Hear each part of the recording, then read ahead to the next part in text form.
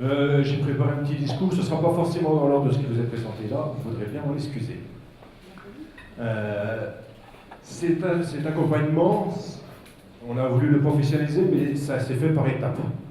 On a d'abord créé les ateliers des accompagnateurs. Ces ateliers des accompagnateurs, ça porte son nom, des parrains, on se réunissait et on parlait chacun de ses petits problèmes, de ses bonnes pratiques éventuellement, et aussi des difficultés rencontrées lorsqu'on était accompagnateur. Bien évidemment, sous la confidentialité. Je rappelle qu'il y a une confidentialité par rapport à ça.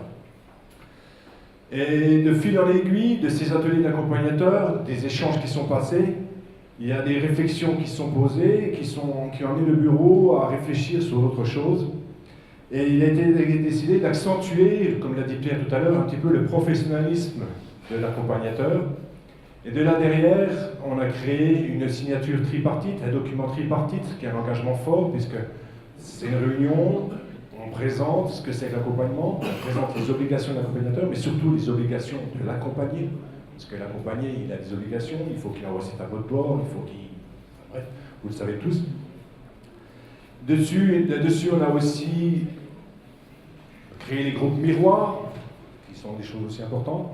Et également, maintenant, depuis 1 an ou 2, on crée une soirée de clôture d'accompagnement, des sessions d'accompagnement, parce que c'est bien aussi de faire une clôture générale, l'aspect convivial certes, mais aussi d'échange de bonnes pratiques.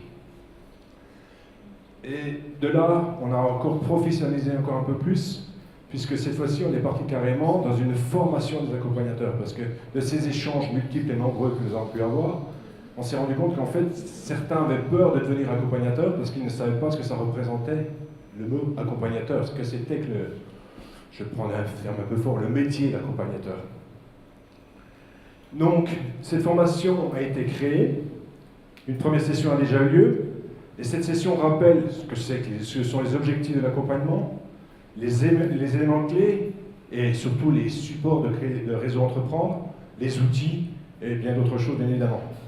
Et l'objectif seul et unique, c'est d'être encore plus professionnel et d'arriver encore plus de moyens pour réussir un accompagnement.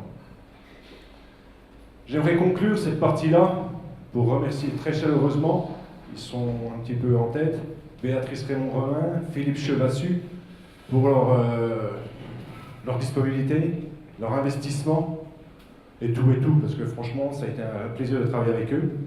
Et j'aimerais aussi remercier en dernier, excuse-moi Elena, mais Elena, tu vas venir vers moi, parce que je vais te donner le micro. Elena Moïse aussi, qui a beaucoup travaillé sur ce dossier-là, et qui va vous présenter un petit peu ce qui s'est passé au niveau de termes de date sur cette année et sur l'année prochaine.